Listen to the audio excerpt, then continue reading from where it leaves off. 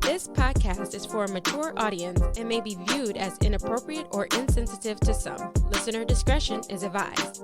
The intention is to share conversation of like and unlike-minded individuals as they try to be the best them they can be in a life full of challenges, searching for love, acceptance, and positivity.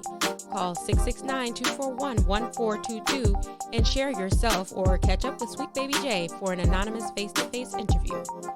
Feel free to call in with questions, stories, thoughts, or anything you would love to talk about and share.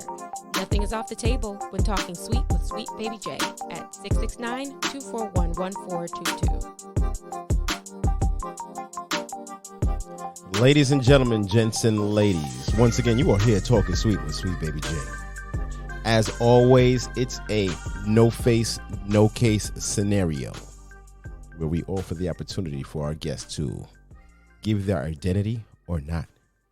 We have this young stallion here. Young stallion, would you share your identity or not? I'm going to stay anonymous. I might end up saying things corporations don't want me to say. Oh, damn. Well, I'm glad you're about to spill all the tea while keeping your job. That's right. Very important. The bills got to get paid. Yep, need a job. Hey, don't come to me for your mortgage money. Won't happen. All right. I'm having trouble with mine. Oh, boy. What's going on, man? From what I understand, you do work in the airline industry. Yes, sir. There's a lot of craziness going on. What's going on? Like, what's up? Back in the 90s, you know how IT was the biggest thing? It still is now. I think psychology and psychiatry is the next thing to come up, man. I have no idea. People are losing it. I understand people were locked up for the longest time, this whole COVID thing, and you could still travel. COVID? What's that? Yeah, that thing. That. And I don't know. Crazy people have always existed, but like I was sharing with you earlier, there's this show on TV now. They have so much video footage that they're on episode 5 of this craziness. What's that show? You said buckle your seatbelt or something like that? Fasten your seatbelt. Fasten your on seatbelt. A&E. Sheesh. And they're already on episode 5, 30 minutes each. This craziness. And each episode is different things that's taking place. With the same theme of people going crazy. And all this stuff is recent. Like the flight attendant on Southwest that got punched in the face. That was just like... Wait, a flight attendant got punched in the face? Yeah. She wasn't wearing her mask. The flight attendant wasn't wearing her mask and somebody... No. The passenger was not wearing the mask. And then the flight attendant told her to put on her mask. And then the lady just got up in her face and punched her. Blood and everything. It's crazy. There are people that are 100% doing jail terms right now because of this. People that have told someone to put on their mask and they've actually killed the person. I didn't know about the murder. But yeah, it's happened. You tell somebody put on your mask, next you know there's a gun or a stabbing or something. It's just crazy. Outside of the airline. Oh, okay, yeah, outside of the airline. I was going to say, well, I got lost there. I mean, all over the place. So people are really taking really strong stands on whether they should or shouldn't wear a mask. But when flying on a plane, it's mandatory, correct? Yep, it's a mandate, but it's not a law. But even that, people would defy the law. How is that you can have a mandate but not a law on the airline? I think I'm still trying to figure that out because I had a conversation with a coworker about it, and she's an anti-masker, and she's saying all this stuff is BS, and she's an herbologist or whatever you call that. I'm like, I don't think that a lot of things this serious are being cured or answered to with weeds and stuff like that, but maybe weed, but not weeds. I don't know. I think it should be a law, but still people would defy it. Same way people defy stop signs, red lights. It's strange that you work in an industry that mandates masks to be worn. Yes. But yet you also work with people that don't believe that masks should be a mandate. Correct. Very tricky grounds to maneuver on. It is. It's mandated transportation hubs. So that could be the airport, bus stops, trains. Those are the cruises. Well, and that's a contentious point in Florida as well. That's a whole different ballgame. And a lot of this stuff has been politicized. That right there is the problem, if you ask me. What happened to... Yes, it is. What happened to public health? That just went off the rail. Just because you have to wear a mask, that doesn't mean that your freedom and all that stuff is being taken away. First off, the last time I checked freedom, the right to freedom was against the government retaliating against you. What's the retaliation? Yeah. If you act out like these people on the plane, there are consequences. So there was a video of someone on a flight that I guess he was attacking a flight attendant, and the flight attendant ended up duct taping him. Tough word, I know. Yeah. Duck. Is it duck or duct? duct. I kept typing duck. I'm like, no, I'm pretty sure it's not that. It's not duct taping. It's duct. DUCT. Right. I went on Lowe's to verify. Oh, yeah, and okay, I'm not cool. sponsored by Lowe's. None of us are, but the opportunity is there. Yes. Exactly. So the flight attendant duct taped this patron of the airline. I don't even recall what airline it was. Was that something illegal to do? And on top of that, I also hear that the flight attendant was suspended or something like that. How does that work out? How do you see that happening? I know what airline you're referring to, and that's public knowledge. I don't have a full confirmation of what happened. Because, in the industry, things fly around, and airlines don't tend to comment on corporate security issues like this. Perhaps it could be in court documents at some point in time. But as I know it, the flight attendants may have been suspended because they taped the mouth shut. Now, in the events of decompression where the aircraft loses oxygen, it loses altitude and the oxygenation in the aircraft cannot be flowed appropriately, the masks will drop down, and then you would use that, and that's going through a whole system that contains oxygen. With the tape on his mouth, he can't use it. But the problem is, I don't see, because from that point in time, the guy's duct taped. The plane is doing an emergency landing somewhere. So once he was duct taped, they were going to emergency landing? Yeah. Oh. Gets pulled off the plane. I believe that's exactly what happened. So when they say an emergency landing, do they choose just the nearest airport? Because I always hear emergency landing or the flight was, I don't want to say derailed because they're not it's not a train. But yeah, but the flight has been changed. Diverted. The flight has been diverted in order to make an emergency landing. Yes. How do they choose where to do this? Well, the pilots will usually have something called alternates. But they'll look at the alternates for weather mainly, stuff like that. But as soon as there's an emergency situation that requires the plane to land somewhere, they'll have to go to a different alternative, a closer one from wherever they are, depending on the type of emergency. What type of things constitutes an emergency? A medical, a heart attack, a fight on the plane, for instance. It could be something going on outside, for instance, 9/11. All planes had to land. Wherever they had to, wherever it was. So that would be a diversion. Anywhere that you are not destined, I guess to say, that anywhere you are not scheduled to go, that now becomes a diversion. Bro, I had a crazy thing happen. I think I was on the way to Dominican Republic, and the pilot said they were about to land, yada, yada, yada. And I'm like, wow, that was quick. The dude started landing and then pulled up really hard. I saw a squirrel run by. Could be aborted landing. It was definitely an aborted landing, and we did not land, and we flew for about another half an hour, 45 minutes. I think it was the wrong damn airport. That's not unheard of. What the hell? Like, what do you mean that's not? I would be pissed off if an Uber driver dropped me off someplace where I wasn't supposed to be and then skied it off. Like, For real. like, what do you mean? Like, how does this happen? That is very out of this world, to be honest with you. I don't know how that happens with pilots because you have two of them. And they brief each other. Everybody on the plane, they brief each other. So the flight attendants have briefings of their own.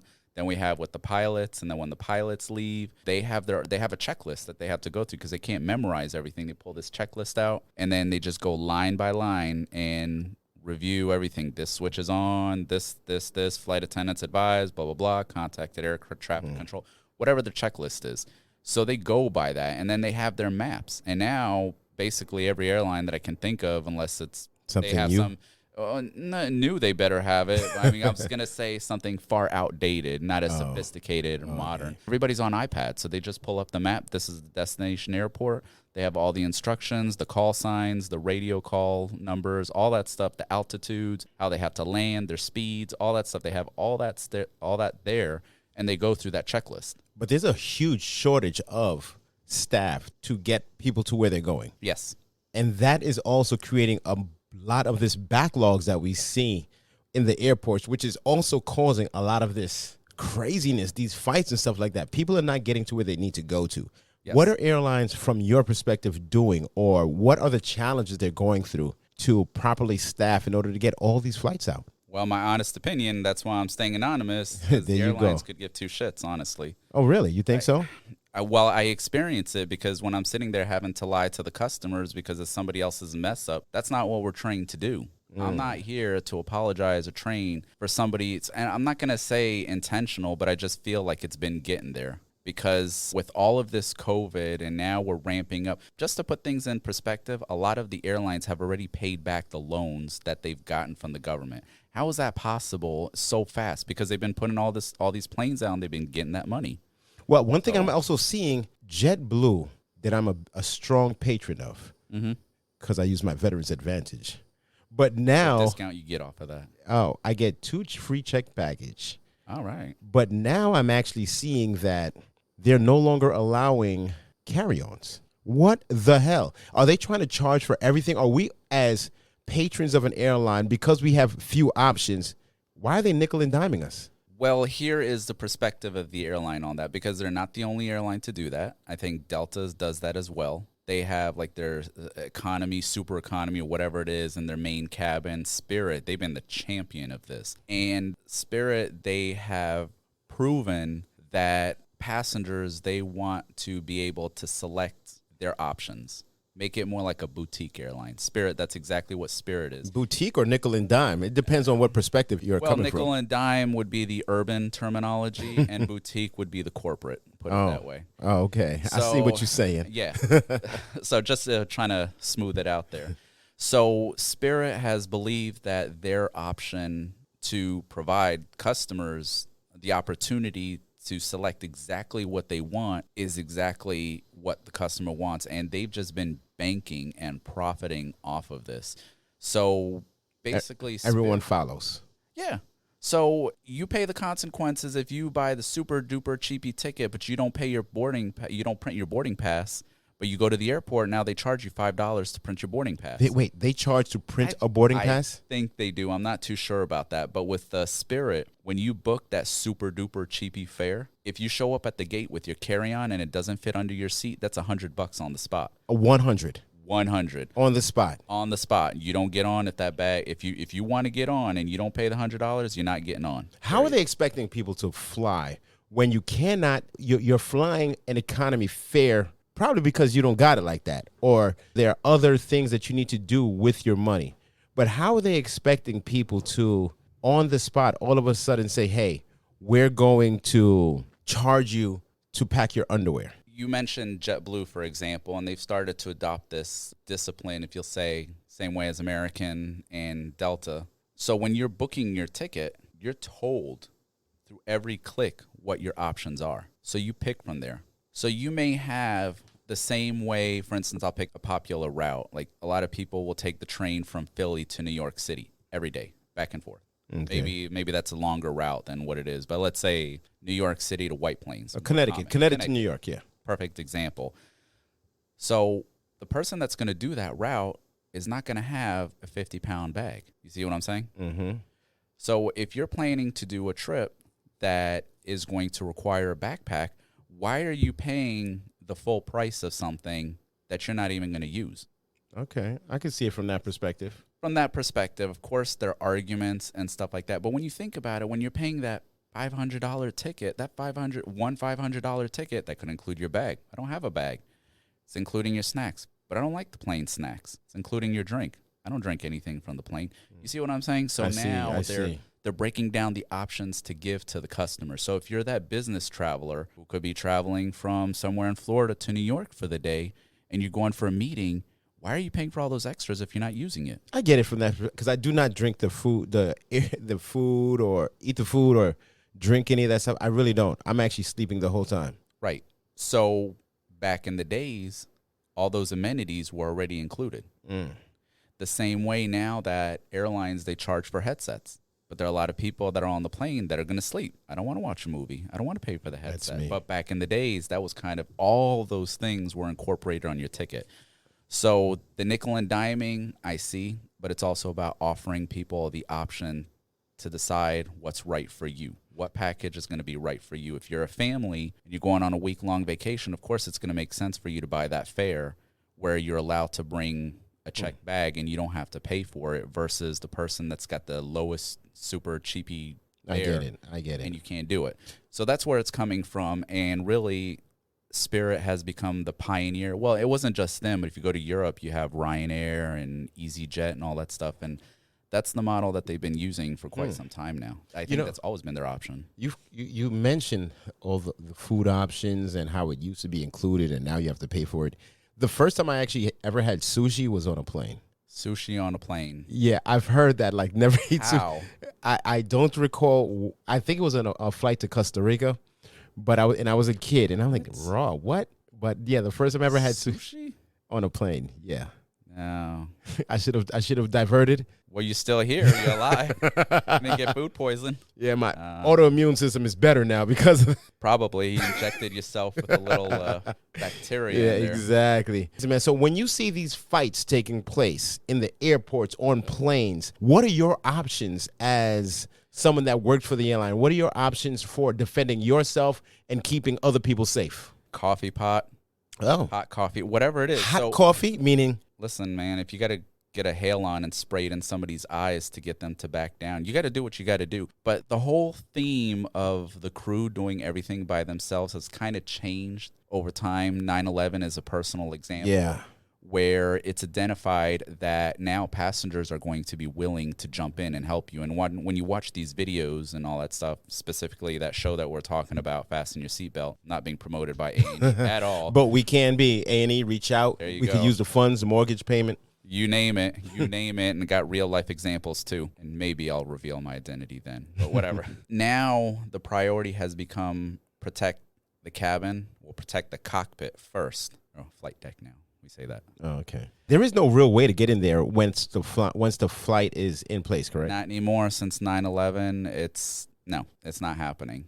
But that's not going to stop people from trying. And of course, we've seen that time and time again. And to prevent that from happening, that's why you see people being tackled. So you protect the pilots because they're the only ones, they're the bus drivers. Yeah, they're the only ones that can bring that plane down safely and then square away anything that they have to. So that's a priority. And over time, we've noticed that passengers are willing to stand up. They're not going to let another 9/11 happen. Not on my watch. If I'm on any plane and you act up, I might be the first, maybe the 15th, depending on how wild you get in. For sure. But I'll put that sad down. For sure. And you see everybody, I mean, sometimes it can be overwhelming, but that just goes to show you how the mentality has changed as a result of 9/11, for instance. Air travel has changed a lot since 9/11. Absolutely. I can't even. So far, the last 3 times I flew, I've had my lotion taken away. Over 3 milliliters. So now let's talk about this, right? Over 3 milliliters. Okay. If you have a container and it's not full, but it's larger than 3 milliliters, are they taking that? Heard yes. Because it's a larger container.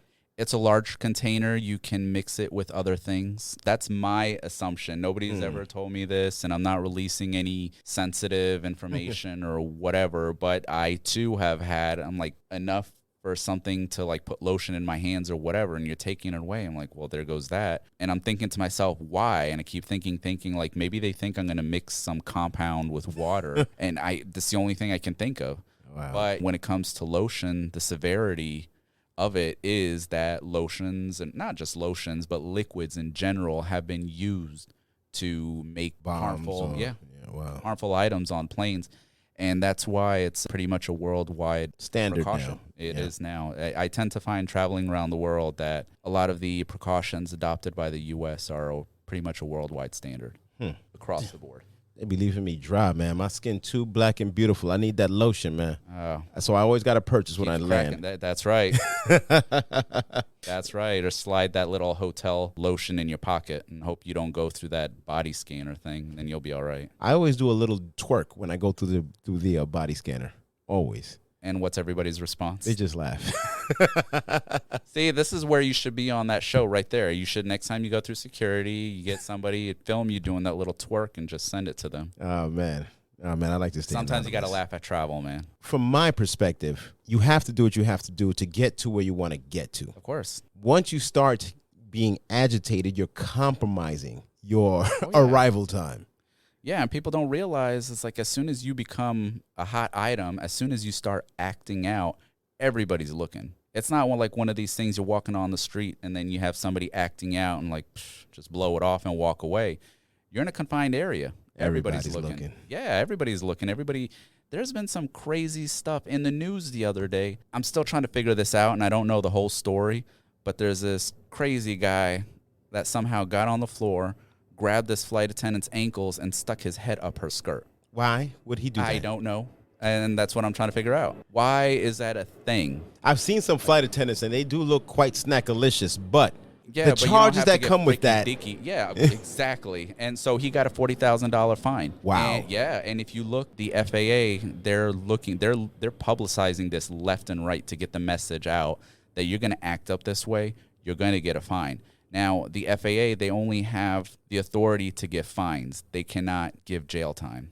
So when they give a fine, is it possible for them to enforce it, like to make sure that they get their money? I would love to get the answer to that, and I asked a buddy of mine who's in the Army. He's an Army captain, and his response is like, hey, listen, once you leave your duty in the Army and you have something that belongs to the military, you have to turn that in. Otherwise, they're going to take your money.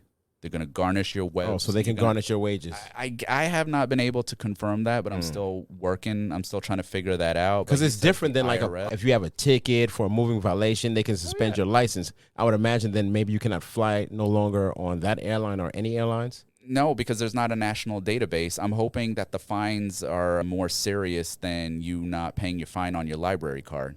Like, that can go on for decades and nobody's ever going to know. And that's what I want to find out, because now the FAA, they've even published something the other day where they've already given out $500,000 in fines since January. $500,000 in fines just for stupid people. Now, why in 2021 somebody's going to say, you know what, this is the year I'm going to stick my head up somebody's skirt? How did that even happen? And so it is a mental health and welfare issue in disguise. Well, there's that too, but people like, you're not going to tell me what to do. You have that too. I mean, and I mean in particular when it comes to masks, because you'll see that some of these people, they do have like a mental breakdown. Some of these people that have been taped up, they do have a mental breakdown. You can clearly see something is not churning right. correctly. Right. Or like the bozo on Frontier that got duct tape. What caused him to grab the breasts of the two flight attendants? What does that have to do with what you were doing wrong? What is you sticking your head up? I mean, and those are two cases. I haven't heard of any lewd conduct like that, but there are. So legally, and those are crazy. Mm-hmm. Now, when you are flying, that other flight attendant that had the duct tape. Yeah. Is that where did he come up with duct tape? Like, was it in his personal bag? Is that something that you are encouraged to have on you? Something that you're discouraged that is you shouldn't have on you, but he just happened to have it? Like, how does that work out that he just happened to have duct tape in order to tape somebody up? That's a deep question, to be honest with you. I think more and more crew, they're starting to carry that duct tape as it's a personal item. You gotta also take into account that there are no weapons on the plane. I mean, sometimes there are people that are called to travel, and the pilots, they can carry weapons. It's a personal choice that they have, but they go through a whole federal program to do. Pilots can't carry? Yes. Yeah, but it's a whole, they can only use it for the duty of their work, and there's stipulations and all sorts of stuff. It's funny you mentioned that. I recall there was a pilot that apparently he was suicidal, and dude literally wanted to crash the plane. Wasn't that like on Drew or something like that a couple of years ago? I don't recall. It was a couple of years ago. It's turned in by his girlfriend or something like that. I don't recall the specifics of the story, but on the news. How do you differentiate the psychological baseline as to who can and who can't? I don't know the continuation of the program, but there's an initial process that they go through to enlist, the same way somebody would go for the military or a high-profile government job and stuff like that. And there's a whole process, psychological group of things that they go through to do that. But then once you pass that, how do you keep up? That I don't know. And that's my question. Like, that's just about with anything, though. People change, you know, situations change. Triggers, who knows? It's solitary confinement last year. That triggered a lot of people. Well, hey, what was it? The big insurrection? January 6th. January 6th. After that, a lot of people were not able to fly. And or they were caught on the way to the airport. Yeah, so cameras, technology. So and that's a whole other thing. So the cameras that take place to really secure us are also one of the things that a lot of people have fought against. They feel that their rights are being taken over because of these cameras, but at the same time, these cameras are really protecting us. Yeah, I see it that way. because it's the real proof. You cannot refute or deny. It's gotten to the point. Case in point, this week, there's a federal judge that is now changing his or her decision on what to do with some of these insurrectionists based on new camera footage that came out. And so now a lot of these people are changing their plea deals. I'm like, why is there even a plea deal? You struck a police officer in the head, and there's your funny face right there and your baton or whatever it was. Why are you pleading? You're guilty. That's it. There's the footage right there. Why are you knew what you were doing. Yeah, I believe they all did. And then they really, from what I've seen, I don't want to speak on anyone's behalf, but That's not freedom. well, I'm going to have to agree with you, but they really believe that they were fighting for something. You know what? I'm still, how many months has this new guy been in town now? It's like 6 months, and we still don't have any proof. What's fading is that joke of an audit in Arizona, and I know kind of getting political, but all the options that have been provided, and I'm all for it, but there has to be a time that has to stop. All these methods that are being used or whatever it is to prove that there's been fraudulent elections, every single one of them has failed, which proves that the election was fair. Just because you don't, you're also dealing with the person that's calling on all his bootlickers to follow through because he didn't get what he wanted. But listen, when XYZ president wasn't elected. Well, actually, I can't use that as an example because I think he was only the second or third U.S. president to only be elected once. Who's that? I forgot what other presidents. Bush? Was that Bush? No. You mean Bush Sr.? Yeah, Did he only get once? He Okay. was once. But then there's somebody way far behind him, like before our time, that didn't get elected a second time. But he didn't cry about it. He lost. But that's part of the democratic process. Exactly. Here's the vote. You lost. Move on. Correct. Not everyone gets a medal when it comes to that.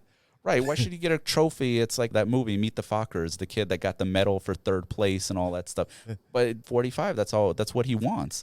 And a lot of the arguments that take place on planes, some people have taken that stance or that argument to light when it's being discussed. I'm like, listen, man, it's either to the point that you put on the mask or you're being removed. It's funny you say that. And the last time I flew on a plane, I see a lot of people wearing these shirts. Yeah. That say things like these colors don't run, or if you don't want to live here, get out. I see a lot of these shirts that seem to want to stir up emotions in others. Sure. And yet they're allowed to wear these shirts. But at the same Sure. time, when a young lady is flying on a plane and she's wearing something that shows more skin than others are willing to see, in which I haven't seen anything that was that provocative. But a young lady can be kicked off of a plane for what she's not wearing. Correct. That doesn't happen for men. I haven't heard any stories like that for men. But yet someone else can also get away with wearing something that seems like its one motive is to stimulate a feeling in others. What's up? You know, from your perspective? From my perspective, I think anybody could, somebody could be wearing a Hello Kitty shirt and that could provoke somebody's emotions. I don't know. When it comes to some of the women and some of the attire that they may wear, it may be perceived as, I don't know if lewd is the word, or provocative. And airline policies have a clause in there where attire that may be seen as provocative may not allow travel. Now, some of these statements that people have on their shirts are a little bit provocative. They could, but that's also the freedom of expression. Now, this is what I'm talking about. Except when you're cursing on your shirt. Well, Keep that clear. The freedom of expression, I think people should also, there's that freedom to express how you feel. If you feel attractive, you want to look attractive, and you're wearing something that shows that, why is that any different than what you're having on your shirt? If it can come off as something that's R or NC-17. Do we even still do NC-17 movies? I don't even know. I don't even know if these millennials know what NC-17 is. NC-17. My kids are like, Daddy, we can't watch that. It's PG-13. I'm like, oh, my God. I think the first NC-17 movie came out. It was a Madonna video clip that came out, and that was like the first one that was like NC-17. I never heard about that again. But it could be considered X-rated or getting like too many stares, or, like somebody could be wearing like a see-through shirt and like you have like these little things that cover the nipples, and that's, oh, well, you can see the rest of the boob, but that's provocative. You can't do that. It's like, hey, do you have another shirt? Can you cover up? No, I don't have another shirt. It's like, well, I can't let you fly for that. Could be perceived as provocative. Now, I do see the point where you're saying you have these people that wear slogans. Like I saw some goofball wearing a shirt like my 90-year-old turtle is smarter than Biden or whatever. It's like, okay, well, that's your funny opinion. That's your joke. But that's not going to cause somebody to say, oh, my God, I'm going to burn in hell for this and I'm sinning and, oh, my God, this is provocative. Look at all these children and blah, blah, blah. I've never looked at a woman's body and said, I'm going to burn in hell. I don't think anybody has. I don't think there are a lot of people for that. But, you know, you always get the Karens. Trust me, man. And the problem is when you got these Karens, why can't we just all get along? That's the end story. Why is it that we all just can't get along and follow the rules? Yeah. I think if that was the case, not just airline travel, but everyone's life would be that much easier. The same thing at the same time, like somebody who's going to be free to express themselves, and you can beep this out at your discretion, but it's like, oh, fuck you, all of you on the plane, provocative or whatever you want to call it, and that will cause him to be removed. Well, now you look like a threat saying that to begin with, and with your attitude. Have you been drinking? What is provoking you to address the whole plane and say things like that? And you've had people like that. There was this crazy thing in Jamaica, and it happened on a flight. This crazy guy from Kingston, white, like Napoleon Dynamite. Great movie, bro. Right. Well, I mean, just a reference, and like, guy was totally out of place. Coming in from Kingston, and it's a lot of local. Tourism really isn't, there's not that much tourism in Kingston. And he's just going off on this racial slur, and everybody's like, guy, do you know where you at? Exactly. You're in the wrong place. And he is going off, and it is insane. He got removed for it. Because then he wouldn't even shut up. It wasn't like a one-time slur. Somebody was telling him, like, dude, you're in the wrong spot to be saying that. Was this going to Kingston? I think it was leaving Kingston. Oh, I was going to say they should have let him fly there. Well, he got removed. And so now a lot of what these airlines do, instead of getting the cops, because nobody wants to stand up on YouTube now, everybody's policy, like, all right, everybody's got to get off. Everyone has to get off the plane. Yep. A lot of airlines do that, and you'll see that in that show that I was telling you about. Everybody's got to get off. So one person misbehaving, everyone has to get off the plane? Yep. It's kind of like a new thing that airlines have, because that way, you know, if somebody's got the camera, well, guess what? The guy that's going to be arrested, he's not going to have time to hold his camera and watch the whole YouTube action, but everybody else is going to be. And then you know how things get sensationalized. But doesn't that make everyone that much more pissed off at that person? Oh, yeah. Oh, it's absolutely. I would be totally infuriated. Like, why do I have to get off? And I think things like that stemmed from the incident that happened on United Airlines. With that guy that got pulled off the plane? Wow. But he was also screaming. Wasn't it a doctor or something like that? Yeah, it was. And that was all on the camera, and he was dragged from the middle of the aircraft all the way to the front. He was kind of dragged like a dog, and that wasn't cool. But sometimes people are going to resist, and they're going to act like a fool. And if you're going to drop your whole body weight, it's going to look like you're being dragged and stuff like that. And they're going to take it to the whole thing like, well, were they too confrontational, or was this necessary? Stuff like that. Law enforcement, they have a job to do too. And if somebody's... And it's tight corners, so you're going to get them out the way any way you can. Yeah. I don't think that to a lot of things there's not one right answer. But once everybody's off the plane, whatever happens to take that person off the plane, nobody can see and then sensationalize it. So that guy that got dragged off in Kingston, he was dragged off in Kingston in cuffs. And all the passengers that the plane, of course, by then everybody's in the boarding area with their phones on. And they're clapping and they're booing and they're hissing at him. He's on his way to jail in Kingston. At that point, probably not the best place to be. Extended vacation. Extended vacation, but that's a choice that he made. Wow. Another thing that I know for a fact that happens on planes is a lot of people propose. Yes. And I know this because... I think I know a guy that did that. Yeah, because I personally happen to propose to my wife damn near every time we get onto a flight. Your vows like a couple times a year. Exactly. She's always like, come on, man, not again. And my kids are like, Daddy, chill out. Like, stop it. And often I do it without a ring. It's crazy. So one time I actually even proposed to my brother on a flight. And while I was up there and I had this speech and everything, and I'm proposing, they don't say who. And I call him up. As he's walking towards the front of the plane, everyone was clapping at first. But when they started seeing that it was two dudes, the clapping disappeared. And I did that because it's like, why? Why does it matter who? It's two people that would have, I guess, if it was real, would have been coming into union and being happy with one another. But when I did that originally with my wife, because that's how I proposed her on a flight to Mexico, everyone was going crazy. When I did that with my brother, everyone was like, whatever. Where were you going to, like Maryland and like people with the buggies or the Amish? Or I mean, not everybody's up to speed. We was going to Costa Rica. Well, you know, there could be a couple of arguments there, not to say that I'm right or wrong, but not everybody's up to speed with that stuff. And now there's this whole binary and non-binary. And somebody's asking me the other day, like, what pronoun do you use? I'm like, what?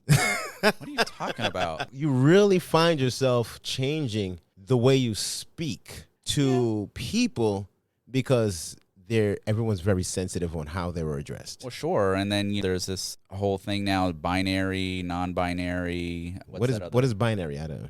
I'm not even sure how to explain that. That's why I haven't caught up with the pronouns, but I'm pretty sure I'm not changing. Got to go back to school just to learn how to talk to people. I tell people, like, somebody had this confrontational conversation with me. I'm like, I'm not changing who I am, but feel free to share with me how you would like to be addressed. Yeah. And I will fully respect that. Well, but as best as you can. Right. Because it's something that you're not used to. So you may slip up and call someone out of how they want to be addressed, but it's not to be disrespectful. It's like, bro, this is not normal to me. I am trying to catch up with not just the times, but I want to be respectful of everyone. Yeah.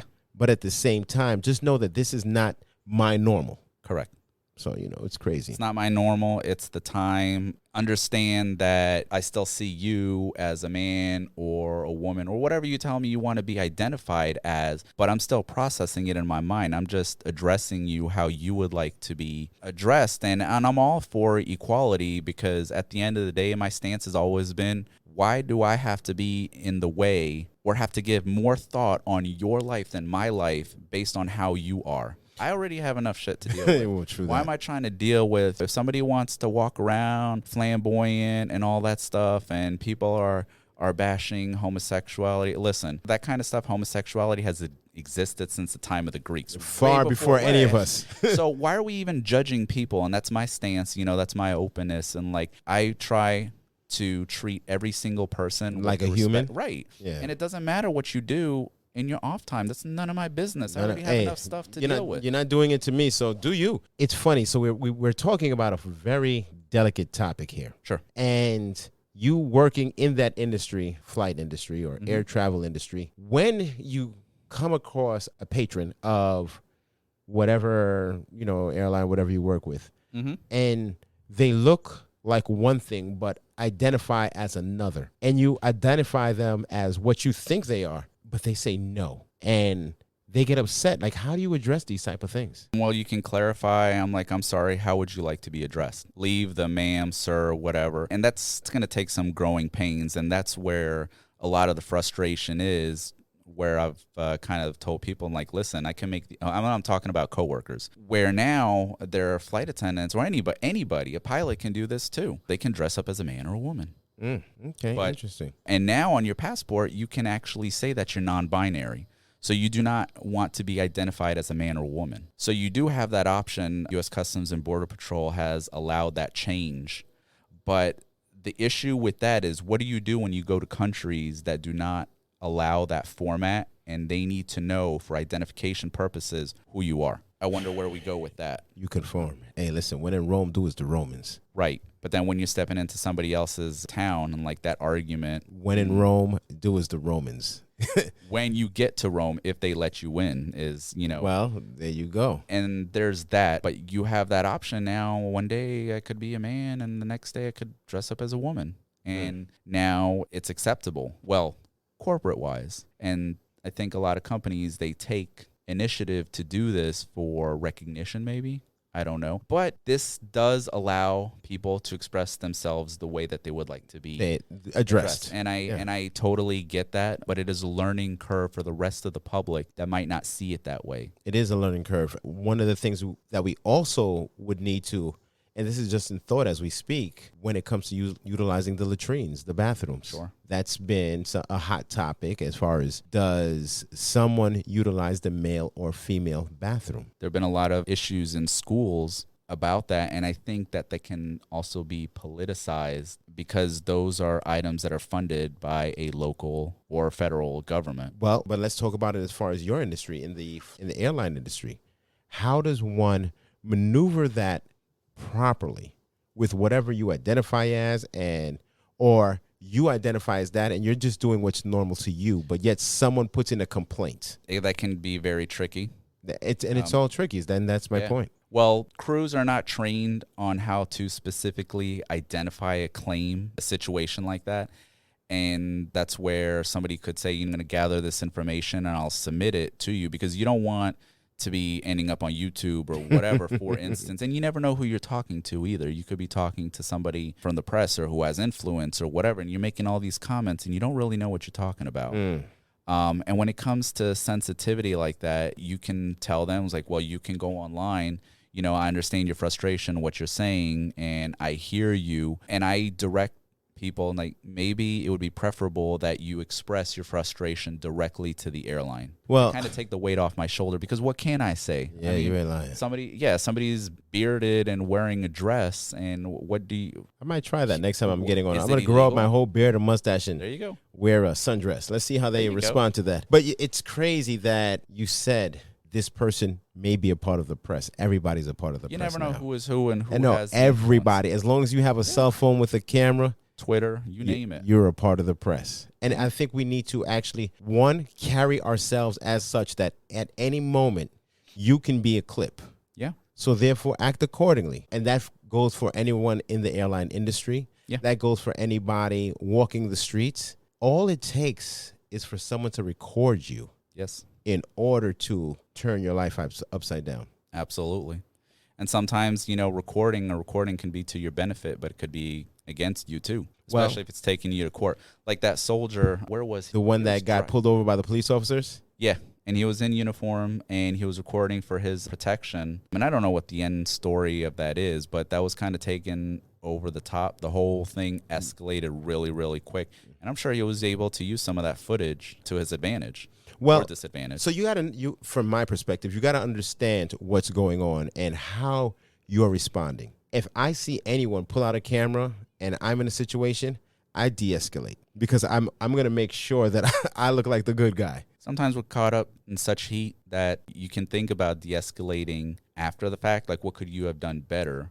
But sometimes there are people that just take it to a whole new level so quick. When people are on these flights, and that happens, they take it to that level and they're taken off of a plane. What happens? Are they stuck where are they allowed to get onto the next flight, or do they have to pay for a whole new, are they charged for the delays? There are diversions, which we spoke about earlier. They may be. There was an incident probably about 10 years ago, this airline that diverted, and these two brothers were fighting on the plane over an armrest. Your blood, and you're fighting, like fist fighting. That plane diverted, and they got charged for the diversion because it caused gas. Why should the airline pay for your stupidity?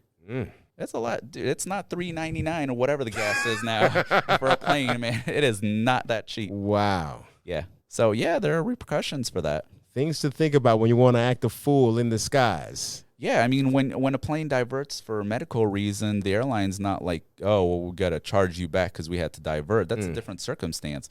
But if the plane is diverting because you can't get a hold of yourself, that's a totally different situation. There are consequences for your actions. Does the Mile High Club still exist? Oh, some people still try.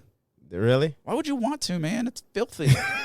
People are nasty. Half of the world doesn't even wear deodorant. Why are you trying to get freaky? To me, it's like trying to get freaky in a trash can. In a dumpster. Right. It's just a different version. It's got a door on it. Well, so does the trash canister, too. Yeah, just my lift it up. gosh. Why would you even want to do that, man? No idea what people are doing in there when they're just trying to do their business. Oh, gosh. Why? Oh, no, man. So working with an airline, I could only imagine there's a lot of layovers, which could lead to a lot of relationships. A lot of flight attendants, a lot of pilots. Is there a lot of hooking up that takes place? Back in my youthful days, I observed, you observed. Okay. Yeah, listen, I observed. Keep yourself off the radar. Of course. But now, I'm happily married. I'm not. There are consequences when you do things like that, as if you get into a relationship any other way, and I just don't have time for that, man. But it does happen. Pilots are pilots like the GQs of the skies and flight attendants. Yeah, some of them can be dogs. There's that admiration for authority. Oh, whatever, man. But yeah, there's that stuff, and I've had to step in between two, like when I see that there's a level of discomfort. Like I know a female crew member, for instance, is not into any of that stuff and you see this somebody coming along, I'm like, dude, first off, you're kind of acting that way in front of everybody. Oh. And no. Heck, that's harassment. Yeah. Huh. Another thing that I Sure. seen on news report, black female, white female, 2 kids, sisters. Now, black female was the older while the white female was the younger. And there was a report or some type of insinuation that this was some type of human trafficking. Are you guys trained to see these type of things? And how do you even try to differentiate when something is inappropriate or no, that they were really 2 sisters? What's going on with that? Well, I think more and more airlines have developed a program to identify human trafficking, and I don't think it's mandatory, but it should. But it's not everything that you see every day. So whatever you've learned, it's like kind of grows off of you. And like, oh, shoot, when you see something that's fishy, like, man, how do I identify that stuff? And like, I have nothing to go back to and see signs, but we do have something. Every one of us has some human instinct when you just get that sense that something is not right. And many of the crews that have caught people involved in human trafficking, they've gone off of instinct, like something's not right.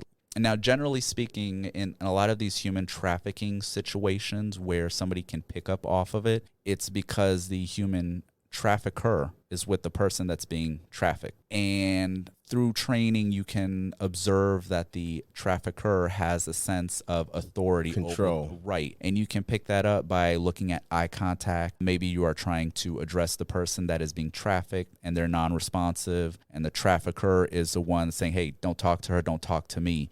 And you just can look at the contact and the level of uncomfortableness. And maybe that person is allowed to get up out of their seat and go to the bathroom by themselves, because sometimes that's an issue too.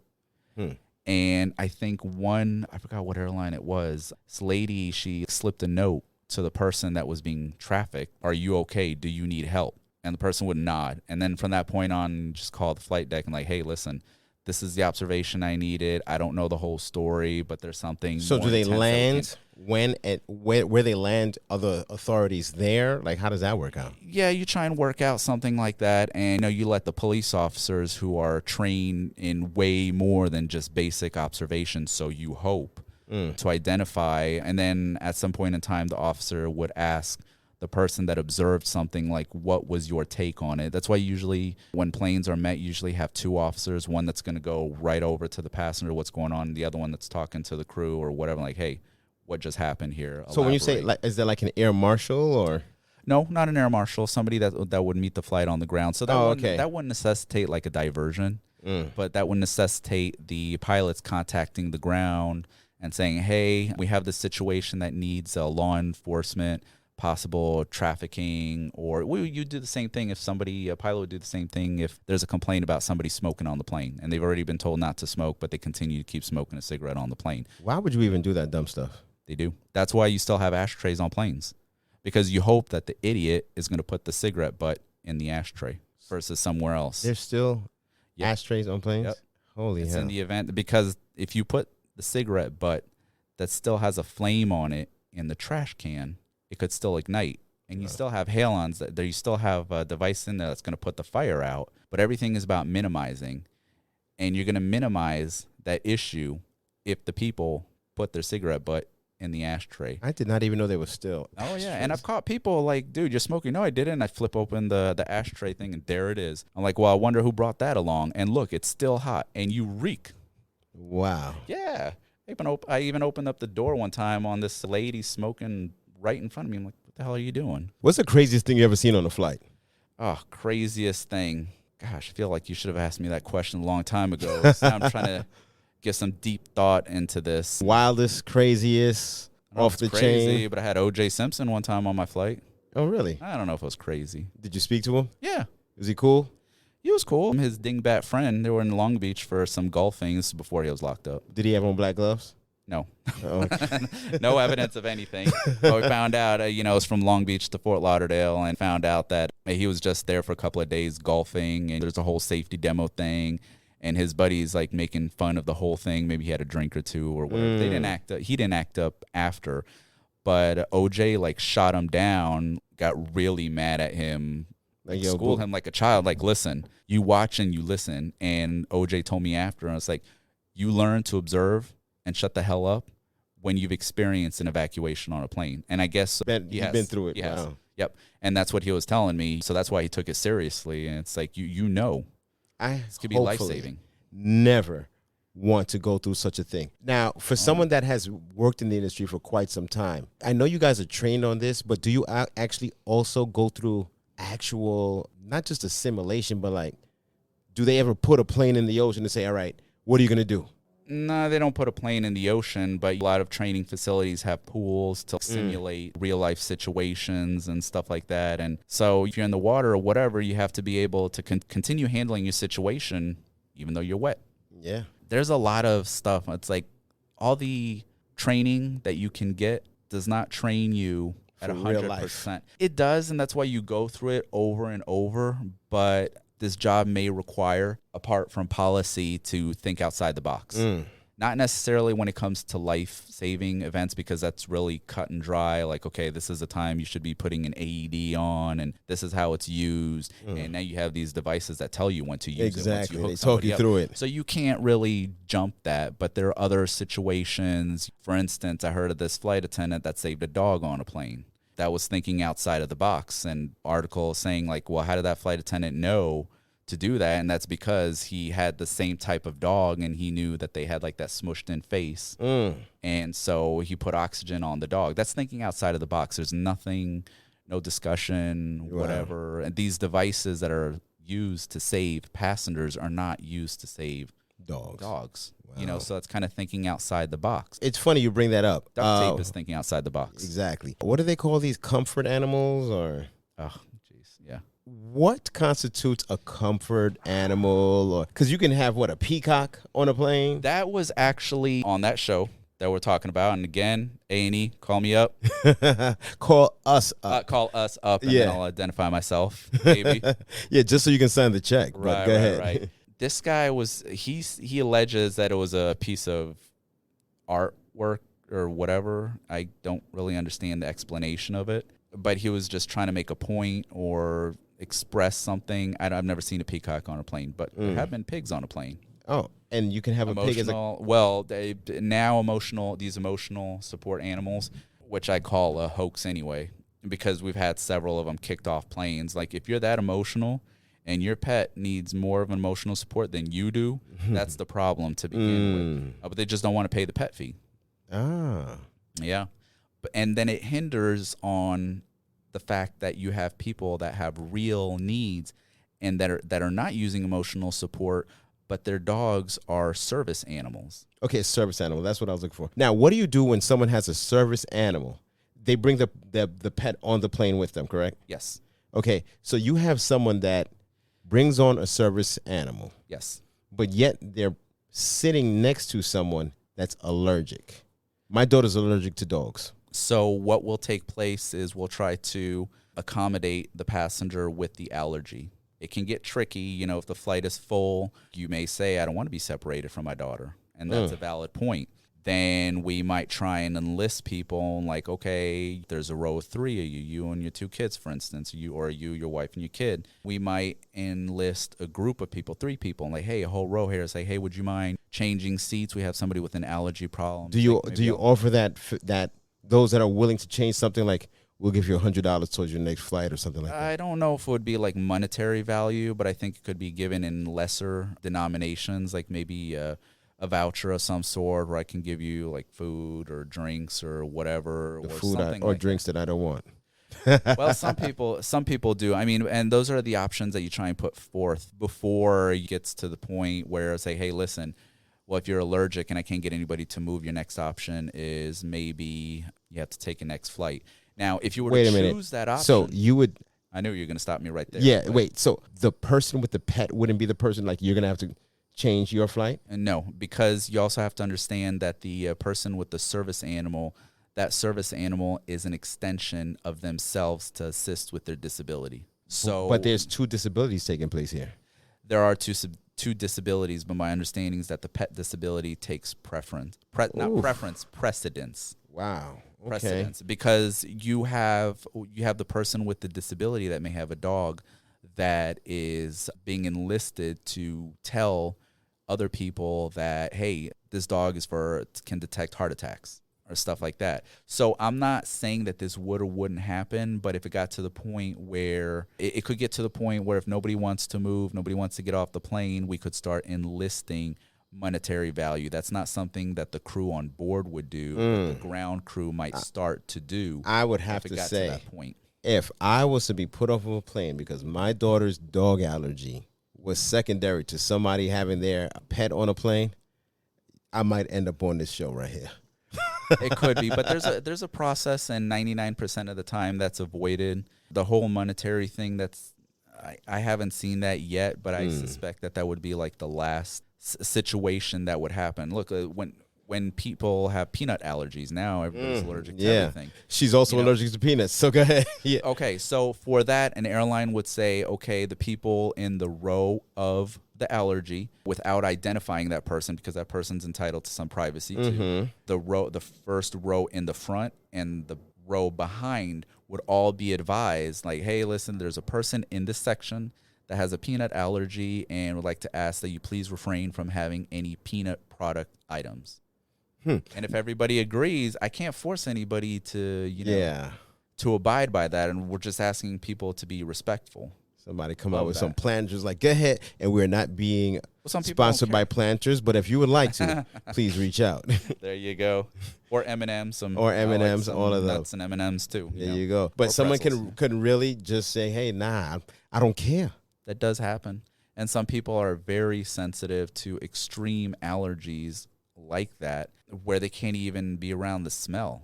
Like, I can't have shellfish, but I can be next to somebody that has shellfish, and it's not going to bother me. Well, I'm allergic to bad attitudes. So, Yes, I guess that causes some stress, too. It causes a lot of stress. But there are methods to deal with that, and it hasn't gotten to the point where I've had people fussing about it. Most people are understanding about it, especially if you got your little aisle seat and you want to go somewhere to an aisle seat, or if it give you a little upgrade so you can move, and that way, I want to be upgraded to the pilot seat. Well, maybe not that one, but a little closer. There are options that the crew's trained to handle. What's the issue? I'm not even sure if we discussed this, but what's the issue with all these flight delays that are taking place? Well, I believe I was touching up on that earlier. I think post-pandemic, the airlines have started putting more planes out than crews can handle. And when you get into a hiccup, when you get into a mechanical, when you get into a weather delay, like the Northeast right now, I've been getting nonstop emails, and I wish there was a way to shut it up. Just turn on, well, I guess I can turn off my phone completely. All these things like begging for us to come in and, well, today's my day off. I'm going back to work tomorrow, so no. But there may be somebody else that can pick up other trips and stuff like that. So I just feel that right now we're in the phase where they've really miscalculated certain things, and they put way more planes out than crews can handle. And so when you run into these hiccups, and then you also have sick calls. You have people calling out sick. You have fatigue-related issues, like pilots. They can only fly 8 hours a day, but their duty day can be no more than 14 hours or something like that, such as delays. So they could be sitting somewhere waiting to complete their 8 hours of the day, but they cannot be up working or work ready for more than 14 hours. I think work ready is the most appropriate word to kind of include the 14-hour duty day. At that point, if they have been more than work ready on call for more than those hours, then they just did a flight, then they're not going anywhere after that. Correct. Which will then cause more delays. Yes, and now you have to find a replacement. But where's that replacement going to come from? Especially, it kind of gets tricky in the evening when everybody's already been working.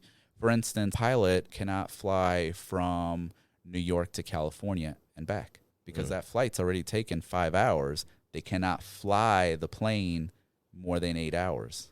So that's why on transcontinental flight or transoceanic flights, you have 3 pilots. You have a relief crew, 3 or 4 pilots. So that way, that's how they get around that. Are they doing anything to recover from the shortage of pilots or airline staff? They are, but you got to realize that these people need to be trained pilots. It can take a couple of months, like 2 months to train. Just to become a pilot? Yeah, you Don't can't. they also have to get a certain amount of hours in the air too? Well, if they've already had it, I'm saying that example to train them, considering that they've already been a pilot from somewhere else. You know, the industry is kind of rocky and stuff like that. You'll find new pilots, and they definitely need to have their new hours, their amount of hours in before they're even considered. But there are programs that the FAA they're developing where new pilots with lesser amount of hours, they can gain that through the training of said airline. I don't know the specifics of it, so they're brought up to speed by the time they're able to come on the line and fly, and they've already accomplished those hours along at the same time with the training of that airline. So they can kind of get in quicker. But I think there's like a contractual stipulation and all that stuff, because then the airline's like, hey, we'll pay to finish your training and all that stuff, because it's very costly to get a pilot's license. Yeah, I know of a young lady that I met recently, and she just became a pilot, but she was working at a restaurant. I was like, I'm not getting what's going on here. You never know who's going to fly, man. Hey, listen, bro, I really want to say thank you for coming out and sharing your journey, some of the things that you've gone through from your perspective on being in the skies, bro. I really appreciate you. Appreciate it, man. Appreciate coming over. We'll do this again. Hey, there's Be always your airline advisor.